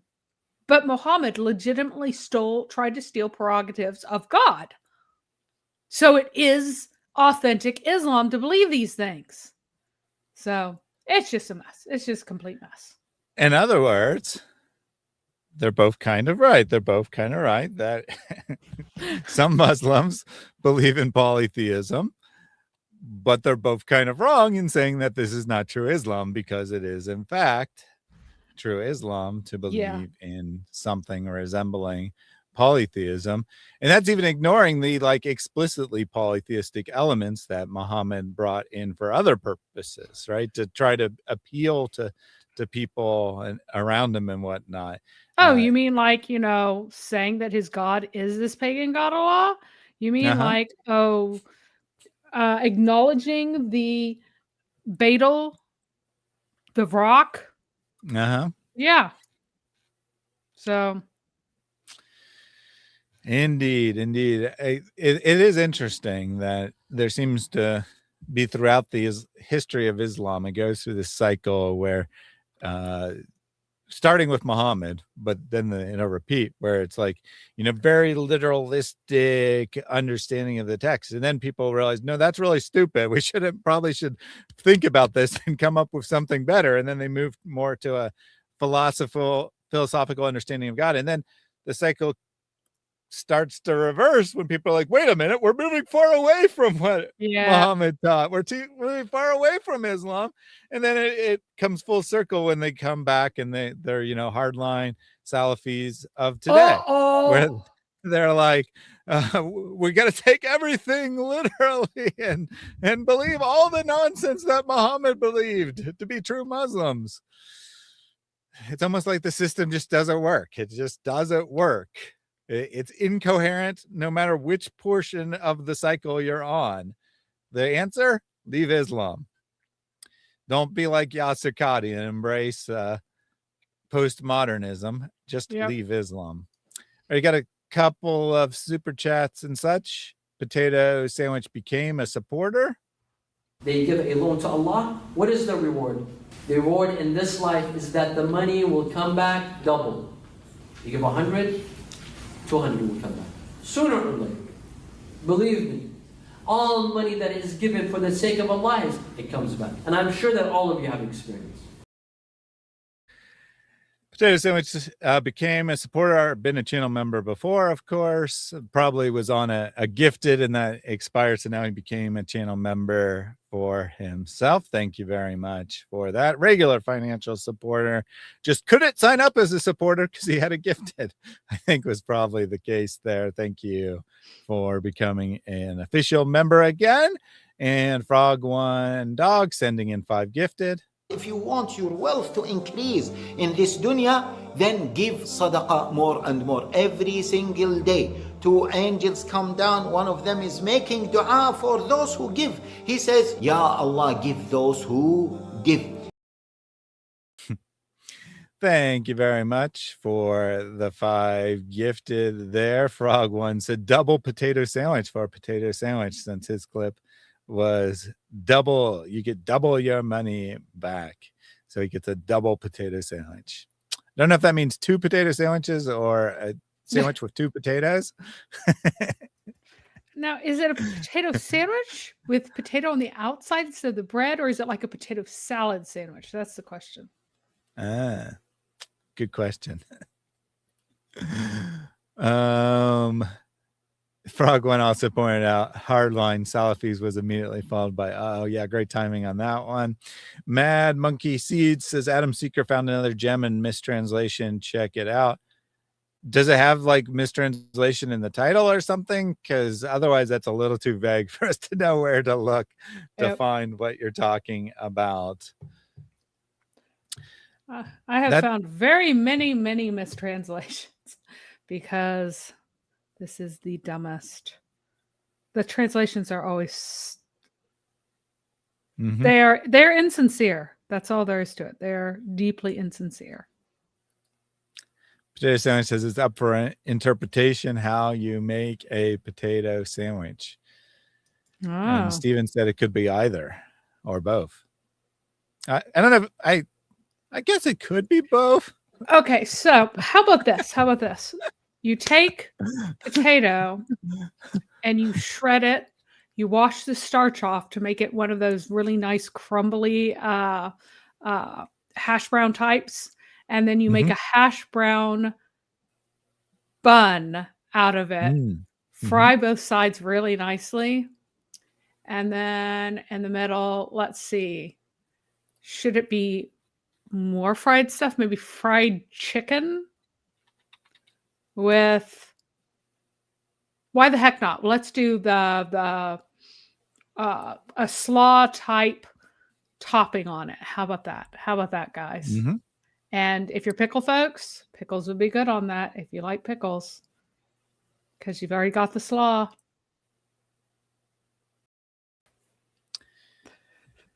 That is a food abomination that would be delicious. If you know what I referenced, then you're super cool, which I don't. So I'm not super cool.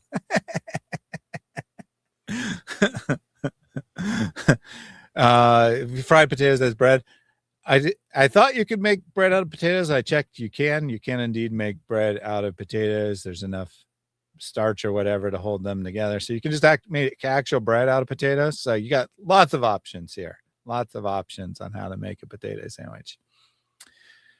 So any case, those are potatoes stuffed with cheese and double fried. And from Psych. Yeah, I watched Psych multiple times. There we go. Nice. So it's from the TV show. There you go. So Mary figured it out. She's super cool, but I'm not, because I didn't bother to figure it out. Yeah, potato bread is a thing. I was pretty sure it was. I double checked. Yeah, potato bread is a thing, but I like potato bread buns on a lot of things because it's not quite as rich as the brioche or something like that, but it gives a little bit more extra oomph to a hamburger bun. I like potato buns. And I assume it's nice and soft, like real bread, unlike most forms of gluten-free bread, because the gluten is what holds it well, together. no, potato bread usually has only potato. It's regular bread. It just also has potato in it. It's not purely potato. No, it includes wheat flour as well. No, it includes wheat flour. You've probably had before. If you had a really yellow-looking bun on a hamburger before, that's going to be a potato bun, and they're really good. So I see. So it's added to regular dough. Mashed potatoes added to regular dough, not replacing the regular dough. Correct. Correct. It's just one of the ingredients, and it's really nice. It adds a little extra something to a hamburger. Reasoned foodies. Yeah, this turned into we got a little bit off topic here at the end, but it was a nice short stream today. I'll be back tomorrow for a member stream. I didn't see any messages about new emojis, but if you have suggestions for new emojis, let me know. Otherwise, I got about like 8 or so that we're going to go through tomorrow, subject to being revised based on feedback. But I at least want to have a starting point so people aren't just sitting there while I come up with a concept for them. You can see 3 of them in the thumbnail, but there are others as well that we'll be reviewing. On Thursday, I'll be streaming with Kelly Powers on Sam doxing. So if you haven't seen the video yet, check out the video, but we'll be going over the video I put out over the weekend on his channel on Thursday. Friday, potentially streaming with Elle in person. She wants to try to do an in-person stream Friday. So lots of stuff coming up. Mary kind of already previewed what she's working on, but go ahead and tell again for those who weren't here earlier.